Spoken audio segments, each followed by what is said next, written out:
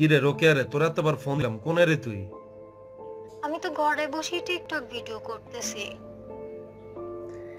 এই করোনার সময়, এই কোয়ারেন্টাইনের সময় জানা মাইনছে সব ঘরের ভিতরে ঢুকে গেছে, তুই ঘরের ভিতরে বইবে টিকটক ভিডিও করছ কেন? হ্যাঁ, তোর কি খাই দেওয়ার কোনো কাজ নাই? আল্লাহ বিল্লাহ করতে পারছ? তুই নামাজ কালাম পড়ে আল্লাহ কাছে দোয়া করতে পারছ? আল্লাহ বেগুন আল্লাহ আপনি বিপদ রক্ষা করেন, পারছ দোয়া করতে? হুম। আরে টিকটক ভিডিও করলে প্রবলেম কি? টিকটক ভিডিও করলে সারাদিন হইব নি? কত কাম কাজ আছে না মাইনছের। ঘরের ভিতরে বইবে, নিজে পরিষ্কার থাক, ঘরের সামনে পরিষ্কার কর, গোসল করছসি। করছি।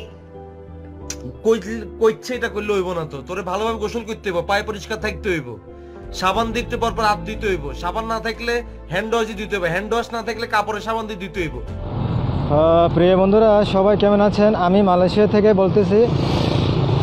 আশা করি আপনারা সবাই ভালো আছেন। যারা ব্যাচেলার পয়েন্টে নাটকে যারা ভক্ত আছে, বাংলাদেশে কোটি কোটি মানুষ ব্যাচেলার পয়েন্টে নাটকে ভক্ত, এবং দেশ বিদেশে যারা আছেন, আমরা যারা প্রবাসী আছে ব্যাচেলার পয়েন্টে ভক্ত, তাদেরকে অনুরোধ করতেছি আপনারা সবাই সোশ্যাল মিডিয়াতে সবাই অ্যাক্টিভ থাকবেন। ব্যাচেলার পয়েন্টে সিজন 4 যখন যদি প্রচার না হয়, সিজন 4 যদি বের না হয়, আমরা অনলাইন জগতে সোশ্যাল মিডিয়াতে আমরা কঠোরভাবে আন্দোলন শুরু করব। কারণ আমরা এই ব্যাচেলার পয়েন্টে নাটকের মধ্যে অনেক রকম আমাদের মতো জীবন, আমরা আমাদের মতো জীবনের সাথে অনেকটাই 100% মিল আছে। হ্যাঁ, তো এই জন্য আমার একটা অনুরোধ থাকবে, ব্যাচেলার পয়েন্টের পরিচালক আরেফিন অমি ভাইকে আমি অনুরোধ করছি, প্রবাসী হয়ে আমি মালয়েশিয়া থেকে বলতেছি, ব্যাচেলার পয়েন্টের সিজন 4 মধ্যে আমাদের পলাশ ভাই কাবিলাকে জেল থেকে বের করে নিতে হবে এবং রুকিয়ার বাবির সাথে মিট করতে হবে। হাবু ভাই কাটার থেকে কল দিবে, খোঁজ খবর নেবে, এবং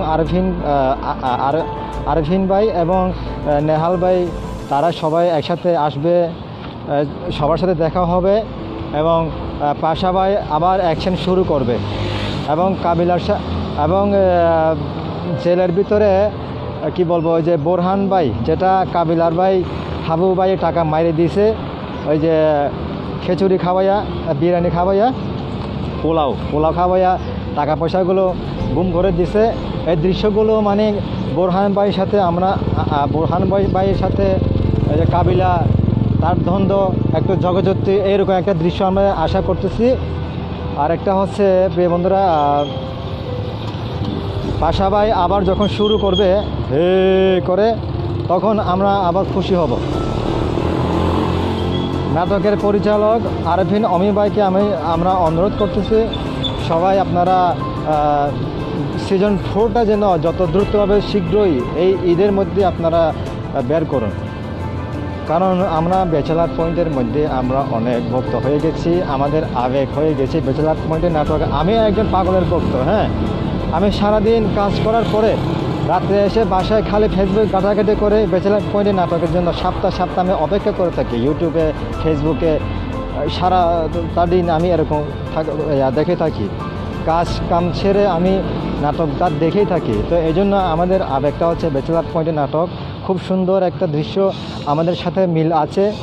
তো আমাদের যুবক ভাইরা যারা আছে, আমাদের যুবক তরুণরা যারা আছে দেশ বিদেশে থাকা, সবাই এই ব্যাচেলার পয়েন্টের সিজন 4 জন্য সবাই আবেদন করবেন, সবাই রিকোয়েস্ট করবেন পরিচালকের আরফিন অমি ভাইকে, যাহাতে ঈদের মধ্যে দিয়ে যতভাবে দ্রুতভাবে এই নাটকটা সিজন 4টা যেন দেখতে পাই, এবং আমাদের পলাশ ভাই বা কাবিলা ভাইকে জেল থেকে বের হয়ে নিয়ে এসে রুকিয়ার বাবির সাথে দেখা হবে, এবং কাতারের থেকে হাবু ভাই ফোন খোঁজ খবর নেবে কল দিয়ে, তারপরে পাশা ভাই আবার শুরু করবে হে করে, তারপরে যে বোরহান ভাইয়ের সাথে তারা প্রতিশোধ নেবে, টাকা তুলবে, এ ধরনের কিছু দৃশ্য আমরা আশা করতেছি।